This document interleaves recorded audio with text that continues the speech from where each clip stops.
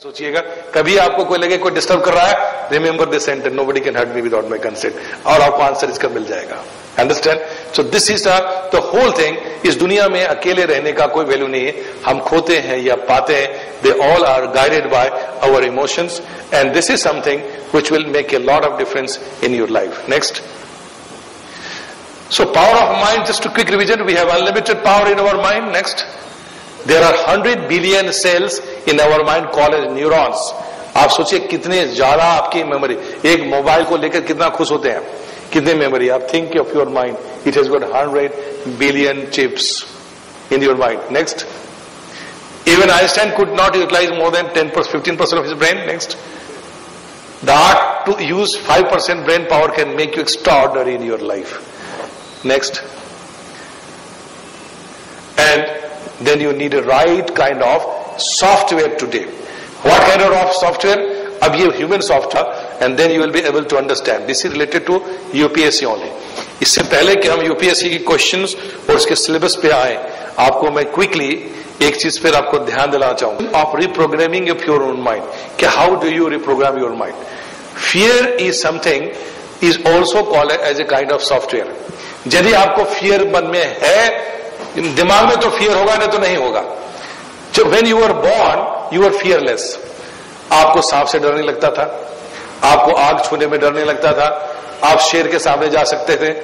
नहीं, यदि आपको बचपन से ये नहीं सिखाया गया या किसी ने बताया कि tiger is a very dangerous animal, यदि आपने डिस्कवरी चैनल में भी नहीं देखा हो, तो यदि शेर आपके सामने दौड़ता हुआ आए तो मुंह उठा के लगेगा गले मिलने आ रहा है मेरे पास। गलती से एक झटके में बच गए तो शेर के अगली बार बिल्ली का बच्चा भी बेहोश कर देगा आपको।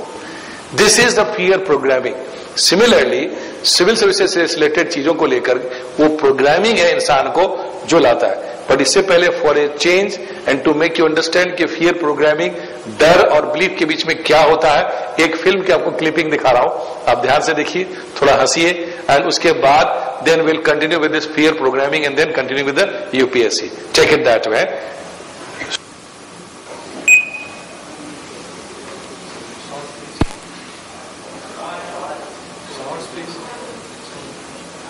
जो आप अंदर है, आप सिविल सर्विसेज से रिलेटेड यदि आप देखें तो you can see there are some fear factors in your mind.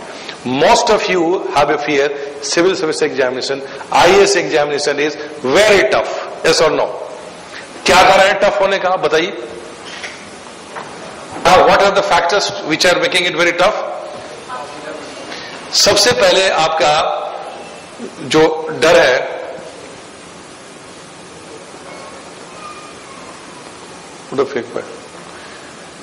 The most fear factors related to civil service examination are vacancies are 1000 around, सबसे बड़ा डर, एंड 5 लाख लोग इसमें अपीयर होंगे, है ना। एक तो फैक्टर ये हो सकता है। दूसरा है सिलेबस इज वेरी फास्ट। तीसरा, थर्ड, नेक्स्ट, एज लिमिट है, there is limitation of age. Fourth है अटेम्प्ट्स आर लिमिटेड। ये 4 मेन रीजन्स आपके डर का, कहीं आपने पढ़ा होगा, कहीं आपने सुना होगा, और आप यदि एक्सप्लोर करोगे अपने मन में तो यही 4 आपको डर महसूस होंगे। ठीक है, this are the 4 factors. OS, you need to help her for that. So, but when we talk about the first fear factor, मैंने क्या कहा था? There is a difference between fear, the fact and the truth. आपके हिसाब से preliminary examination में applicants 5 lakh लोग हैं, और वैकेंसी वो 1000 है। ये से बता करके छोड़ दिया जाए तो मन में आपको सबसे पहले भावना आएगी, काश 4,75,000 लोग मर जाते हैं तो कुछ कंपटीशन हमारा कम हो जाता। India is so populated and all there. आपको जानने का हैरानी हो कि आपको किसी को मारने की जरूरत नहीं, क्योंकि भीड़ होती है, उसमें कंपटीशन नहीं होता, लिमिटेड।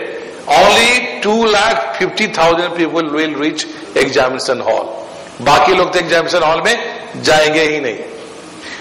फॉर्म भरने का कॉस्ट बहुत सस्ता है। IAS का फॉर्म भरना it's a matter of prestige. People fill the form, लेकिन एग्जामिनेशन हॉल तक हिम्मत नहीं करते, ये कोई कारण होता है, सिर्फ 2.5 लाख लोग मुश्किल से पहुंचते हैं।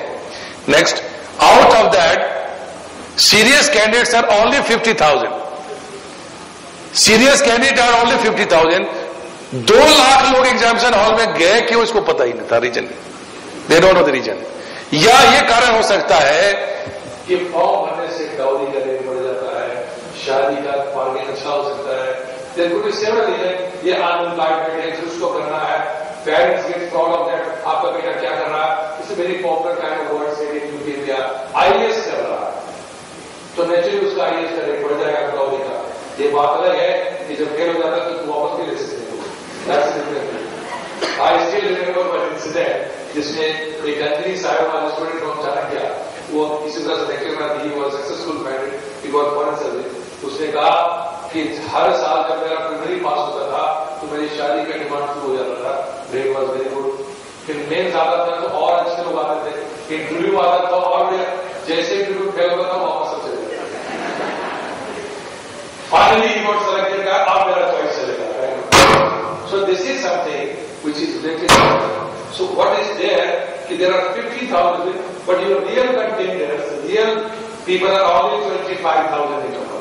Okay? In the preliminary examination, 25. Next. Approximately 15,000 candidates will be qualified for main examination.